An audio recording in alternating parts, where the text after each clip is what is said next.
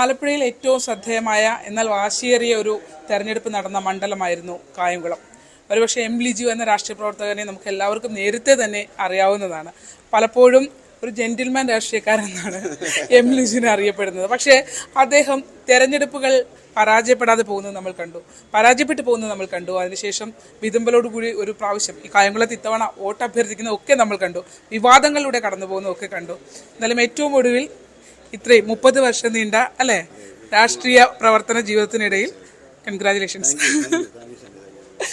അപ്പോൾ ഈ തെരഞ്ഞെടുപ്പ് കാലം വളരെ ചൂടേറിയൊരു കാലം കൂടിയായിരുന്നു അല്ലേ. വിവാദങ്ങളുണ്ടായി, ഒരു ഘട്ടത്തിൽ കണ്ണ് നിറഞ്ഞ് വിതുമ്പി അല്ലേ. ഇത്രയും നാളിങ്ങനെ പ്രവർത്തിക്കുമ്പോൾ ആളുകൾ അക്സെപ്റ്റ് ചെയ്യാത്തത് എന്തുകൊണ്ടാണ്? അങ്ങനെ ചിന്തിച്ചോ? ഇങ്ങനെ എന്നെ കൈവിട്ട് കളയുന്നത് എന്താണ് എന്ന് തെരഞ്ഞെടുപ്പുകളിൽ? യഥാർത്ഥം ഞാൻ അതാണ് സംസാരിച്ചത്. യഥാർത്ഥത്തിൽ ഞാൻ ആ സ്പീച്ച് എനിക്ക് തോന്നുന്നു ഒരു ഭാഗം മാത്രമാണ് മാധ്യമങ്ങളിലൂടെ പുറത്തു വന്നത്. ഞാൻ പറഞ്ഞൊരു കാര്യം ഇങ്ങനെയാണ്, നമ്മളൊരു രാഷ്ട്രീയ പ്രവർത്തകൻ എന്ന നിലയിൽ നമുക്ക് തെരഞ്ഞെടുപ്പിൽ മത്സരിക്കും. ഇപ്പോൾ ആദ്യ തെരഞ്ഞെടുപ്പ് എന്നോട് മത്സരിക്കാൻ ആവശ്യപ്പെട്ടത് അമ്പലപ്പുഴയിലാണ്. ശ്രീ ജി സുധാകരനായിരുന്നു എതിർ സ്ഥാനാർത്ഥി. അന്ന് അദ്ദേഹം ഒരു മന്ത്രി എന്ന വളരെ ടവറിംഗ് പേഴ്സണാലിറ്റിയായി നിൽക്കുന്ന സമയത്താണ്. അപ്പോൾ നമ്മൾ ജയിക്കുമെന്ന് ഉറപ്പിച്ചല്ല മത്സരിക്കാൻ ഇറങ്ങുന്നത്. പാർട്ടി അന്ന് 31 വയസ്സാണ്. ഇന്നിപ്പോൾ തോമസ് ജയിച്ച പ്രായത്തിലാണ് ഞാൻ അമ്പലപ്പുഴയിൽ ജി സുധാകരനെതിരെ മത്സരിക്കുകയാണ്. അത് 14 ദിവസമാണ് പ്രചരണത്തിന്.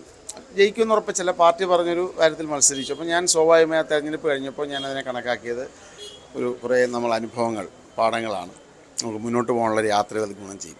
അപ്പോൾ വീണ്ടും അടുത്ത തവണ മത്സരിക്കാൻ പക്ഷേ പറഞ്ഞത് കായംകുളത്താണ്. ആ തെരഞ്ഞെടുപ്പിന് ജയിക്കാൻ സാധിച്ചില്ല. പിന്നീട് വീണ്ടും അമ്പലപ്പുഴയിൽ. അപ്പോൾ വിവിധ ഘടകങ്ങളുണ്ടായി. അപ്പം ഞാനതിനെ കണ്ടൊരു കാര്യം, അപ്പം നമുക്കിപ്പം ഒരു തെരഞ്ഞെടുപ്പിൽ മത്സരിക്കുന്ന സ്ഥാനാർത്ഥിക്ക് എന്താണ് ചെയ്യാൻ സാധിക്കുന്നത്? ഒന്ന്, നമുക്ക് പാർട്ടിയിൽ നിൽക്കുമ്പോൾ പാർട്ടിയോട് ഉത്തരവാദിത്വം പുലർത്തുക, അല്ലെങ്കിൽ ആ പാർട്ടിയുടെ പ്രത്യയശാസ്ത്രം നന്നായി മനസ്സിലാക്കി അതിനോട് ആത്മാർത്ഥത പുലർത്തുക. അതോടൊപ്പം സമൂഹത്തോട് പെരുമാറുക എന്ന് പറഞ്ഞാൽ നമ്മളോട് വരുന്ന വിഷയങ്ങളിൽ ആത്മാർത്ഥം ഇടപെടുക, ജനങ്ങളുടെ ഒരു പ്രശ്നമുള്ളപ്പോൾ അവിടെ എത്തിച്ചേരാൻ ശ്രമിക്കുക, സത്യസന്ധമായി പെരുമാറാൻ ശ്രമിക്കുക, അല്ലെങ്കിൽ ആളുകളോട് അവരുടെ വിഷയങ്ങളോട് അവരെ കൂടി മനസ്സിലാക്കിക്കൊണ്ട് പെരുമാറുക, സഹിഷ്ണുത, ഇതൊക്കെയല്ലേ നമുക്ക് ചെയ്യാൻ പറ്റുള്ളൂ.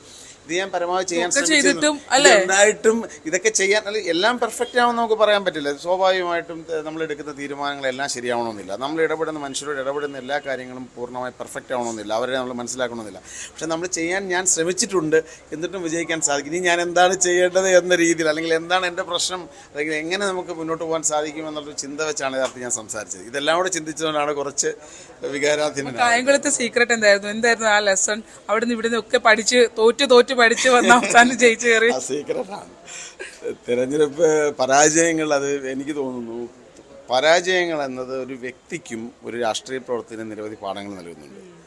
വ്യക്തിയെ സംബന്ധിച്ചുള്ള പാഠങ്ങൾ അത് നമുക്കറിയാം, നമുക്ക് ഉൾക്കൊള്ളാൻ സാധിക്കും. നമ്മൾ വ്യക്തി എന്നത് നമുക്ക് നിരവധി എല്ലാം പറയേണ്ടതല്ല.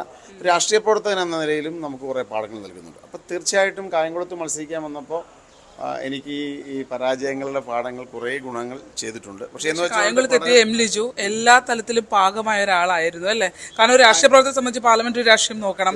ഒപ്പം തീർച്ചയായും നിങ്ങളുടെ രാഷ്ട്രീയ പാർട്ടിയിൽ പ്രവർത്തിക്കുന്നതിനൊപ്പം തന്നെ പാർലമെന്ററി രംഗത്ത് ജനങ്ങളെ കൂടെ കയ്യിലെടുത്ത് ആ ഒരു വിശ്വാസം നേടിയെടുക്കേണ്ട ഒരു രീതിയിലേക്ക് വന്നു. അപ്പൊ കായംകുളത്ത് എത്തിയപ്പോൾ പാകപ്പെട്ടു എന്ന് തോന്നുന്നുണ്ടോ? ഇനിയും പാകപ്പെടാനുണ്ട്. കാരണം സംഘടനാ പ്രവർത്തന നിലയിൽ ഞാൻ പറഞ്ഞല്ലോ, വളരെ ചെറുപ്പം മുതൽ KSU കാലം കൊണ്ട് തുടങ്ങി. 5ാം ക്ലാസ് മുതൽ KSU കാരനായിരുന്നതാണ്. KSUവിൻ്റെ എല്ലാ തലങ്ങളിലും പ്രവർത്തിച്ചിരുന്നു.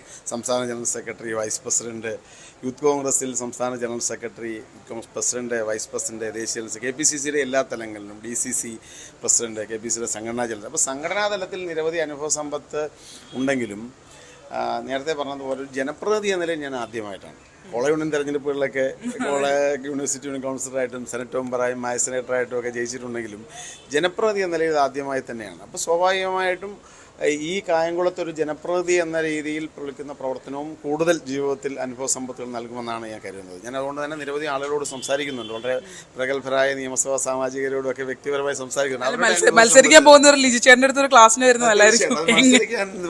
സംബന്ധിച്ച് എനിക്ക് കാര്യങ്ങൾ ചെയ്യാൻ പറ്റും. അത് സ്ഥാനാർത്ഥി എന്ന നിലയിൽ 3 തവണ മത്സരിച്ച് മാത്രമല്ല, DC പ്രസിഡന്റ് എന്ന നിലയിൽ നിരവധി തെരഞ്ഞെടുപ്പുകൾക്ക് നേതൃത്വം കൊടുത്തതും തെരഞ്ഞെടുപ്പ് ചുമതലക്കാരൻ എന്ന നിലയിൽ നിയമസഭാ മണ്ഡലങ്ങളുടെ ചുമതല ഏറ്റെടുത്ത് നടത്തിയ അനുഭവ സമ്പത്ത് ഗുണം ചെയ്തിട്ടുണ്ട്. പക്ഷേ ഇത് ഇത്തവണ ആ അനുഭവ സമ്പത്ത് കൊണ്ട് മാത്രമാണ് ജയിച്ചതെന്ന് ഞാൻ കരുതുന്നില്ല. ഒന്ന്, മാറ്റത്തിന് വേണ്ടിയുള്ളൊരു ജനങ്ങളുടെ ദാഹം. രണ്ട്, എന്നോട് എനിക്കൊരു സഹതാപം കൂടി ആളുകൾക്കുണ്ടായിരുന്നു.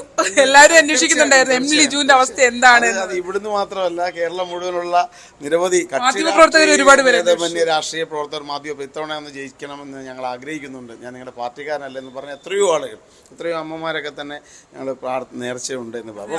അന്ന് ആ വിവാദം ഉണ്ടാകുന്ന സമയത്ത് അത് കൂടെ നിൽക്കുന്ന ഒരാള് താൻ പോലും അറിയാതെ താൻ കടന്നുപോയൊരു വേദിയിൽ സംസാരിച്ചപ്പോൾ ഒന്ന് ഞെട്ടിയോ? ഞാൻ ഇത്രയും കഷ്ടപ്പെട്ട ഉണ്ടായിരുന്നു, അപ്പോൾ ഇടക്കൊന്ന് ഞെട്ടി വിറച്ചോ? അയ്യോ, ഇതെന്താവും അവസാനം? അല്ലാതെ അതിന്റെ ഒരു കാര്യത്തിൽ യഥാർത്ഥം ഞങ്ങൾ ഈ വിവാദത്തെക്കുറിച്ച്, ഈ പ്രസംഗത്തെക്കുറിച്ചും അറിയുന്നതിന് അടുത്ത ദിവസത്തെ ഈ മാധ്യമങ്ങളിലൂടെ പുറത്തു വന്ന വാർത്തകൾ കണ്ടിട്ടാണ്. കാരണം അല്ലാതെ ആ പ്രസംഗ സമയത്തോ ആരും ഇത് പറഞ്ഞാൽ ഒന്നാമത് ഞാൻ വേദിയിലുണ്ടായിരുന്നില്ല. അപ്പോൾ അടുത്തത് കേട്ടപ്പോൾ ഒരു ബുദ്ധിമുട്ട് തോന്നി. പേടിച്ചല്ല, ഞാൻ ആ വാർത്ത കണ്ടു. എന്താണ് ഈ വാർത്തയുടെ കണ്ടന്റ് എന്താണെന്ന് നോക്കിയപ്പോൾ പ്രസംഗം ഇതാണ്. അപ്പോൾ എനിക്ക് തോന്നി ഈ ഒരു പ്രസംഗം ശരിയാണല്ലോ. ഞാൻ അപ്പോഴത്തന്നെ, ഞാൻ ഒരു നിമിഷം പോലും വൈകില്ല, ഞാൻ അപ്പോഴത്തന്നെ ഫേസ്ബുക്ക് ലൈവ് കൊടുത്തിട്ട് പറഞ്ഞു ഇത് തെറ്റാണ്, ഈ ഭാഷ. ഈ പ്രസംഗിച്ച ശ്രീ ഇർഷാദ് വളരെ മാന്യനായ ഒരു നേതാവാണ്, മുസ്ലിം ലീഗിന്റെ ഇവിടുത്തെ ചെയർമാനാണ്. പക്ഷെ എനിക്കതിൽ ഒരു ആശങ്ക തോന്നിയിരുന്നു, ഇതിനൊരു ക്യാമ്പയിനായി മാറ്റും, അല്ലെങ്കിൽ ഇത്തരത്തിൽ നമുക്ക് മനസ്സറിവ് പോലും ഇല്ലാത്തൊരു കാര്യം ഇവിടെ ഈ നിയോജകമണ്ഡലത്തിലെ ഒരു ക്യാമ്പയിൻ. അപ്പം ഞാൻ പക്ഷേ അപ്പോൾ ചിന്തിച്ചൊരു വിഷയം എന്ന് പറഞ്ഞാൽ, നമ്മൾ ഈ വിഷയത്തിൽ നമുക്ക് ഏറ്റവും ആത്മാർത്ഥമായ സമീപനം സ്വീകരിക്കണം. ഒന്ന്, ഞാനിതിൽ പാർട്ടിക്ക് വേണ്ടി, മുന്നണിക്ക് വേണ്ടി മാപ്പ് പറഞ്ഞു, ഉത്തരവാദിത്വം ഏറ്റെടുത്തു. അദ്ദേഹത്തിൻ്റെ പാർട്ടി അദ്ദേഹത്തെ സംഘടനാപരമായി നടപടി സ്വീകരിച്ചു. പിന്നെ നമുക്ക് എന്താ ആശങ്കപ്പെടാം? നമുക്ക് ചെയ്യാനുള്ള കാര്യം നമ്മൾ ചെയ്തു കഴിഞ്ഞാൽ പിന്നെ ആ കാര്യത്തിനെ കുറിച്ച് ഓർത്ത് വിഷമിക്കുക എന്നുള്ളൊരു ശീലം എനിക്കില്ല. ഭാര്യയുടെ പിറന്നാളായിരുന്നു അല്ലേ? ഇന്നലെ ആയിരുന്നു ഭാര്യയുടെ നല്ലൊരു പിറന്നാൾ സമ്മാനം വീട്ടിൽ കൊണ്ടുവന്നു. ഓ, ആശംസ. ഇന്നലെ മെയ് 4 ഭാര്യയുടെ ജന്മദിനമാണ്, മെയ് 5 എന്റെ ജന്മദിനമാണ്. മെയ് 5 എത്ര വയസ്സായി? വയസ്സ് വെക്കട്ടെ. എന്ത് അപ്പൊ ഇത്തവണത്തെ പിറന്നാള് നിങ്ങളുടെ രണ്ടുപേരുടെയും വലിയ സ്പെഷ്യൽ ആയിരുന്നു. അതാണ് നമുക്ക് പറയാനുള്ളത്. കാരണം നമ്മള് ഈ തെരഞ്ഞെടുപ്പിൽ പറയുന്നത് തോറ്റ് ജയിച്ചവന് നന്നായി ഇരുത്തം വന്ന ഒരു ജയമാണ് എന്ന് തന്നെ പറയാം.